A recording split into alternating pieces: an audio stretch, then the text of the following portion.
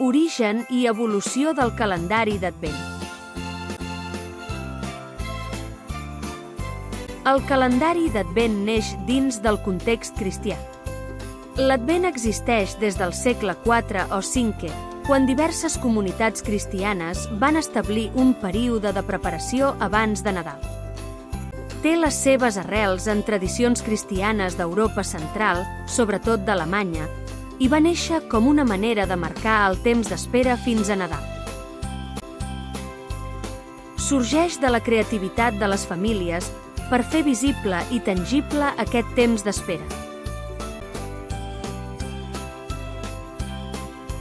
Neix principalment en ambients protestants alemanys que valoraven molt l'ús d'objectes visuals i rituals familiars. En algunes llars es col·locaven 24 espelmes petites, una per dia. Altres famílies feien 24 ratlles amb guix en una porta o en un moble i els infants n'esborraven una cada dia.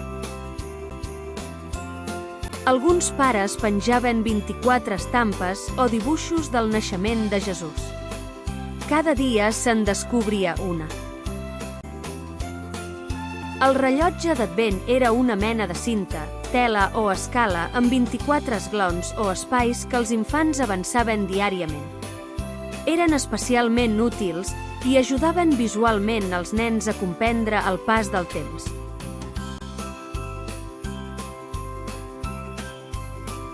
El principal creador del calendari modern és Gerard Lang el 1902.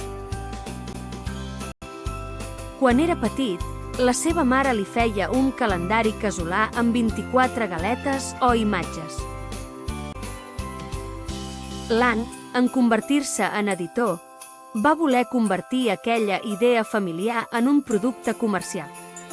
Els primers calendaris impresos eren làmines amb 24 espais perquè els nens hi enganxessin imatges religioses. Lang treballava a l'editorial Reicholler Lang, que va ser la primera en produir calendaris d'Advent a gran escala. Cap al 1910, Lang i altres editors van introduir el sistema de finestretes. Es perforaven petites obertures numerades. En obrir-les, apareixien imatges acolorides, versos bíblics o escenes del naixement. Aquest model es va convertir ràpidament en l'estàndard.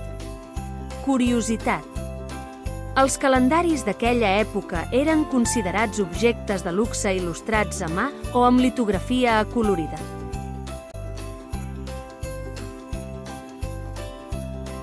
Durant la Primera Guerra Mundial, la manca de paper va reduir la producció.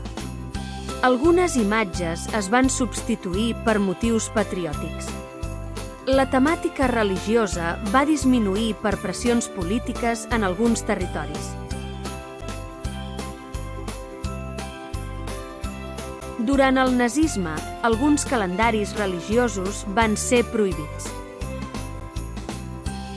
El règim va intentar substituir-los per calendaris pagans de l'Advent alemany, amb motius de sols, runes o simbologia germànica.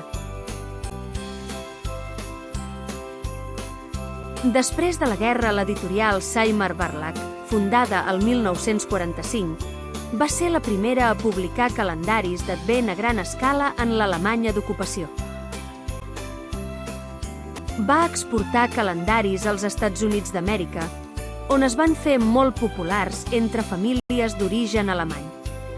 A partir dels anys 50, el calendari d'Advent es va convertir en un producte global.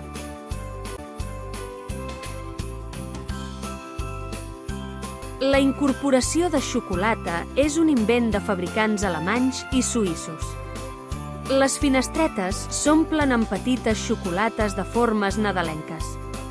El producte passa de religiós i pedagògic a lúdic i comercial. Al segle XXI, els calendaris d'Advent s'han diversificat enormement i n'existeixen de xocolata, joguines, cosmètica, gastronomia o begudes, així com versions digitals. Malgrat la seva evolució comercial, el calendari manté la seva simbologia. Comptar a l'espera. Crear un ritus diari. Aportar sorpresa i il·lusió. Preparar-se interiorment en context religiós.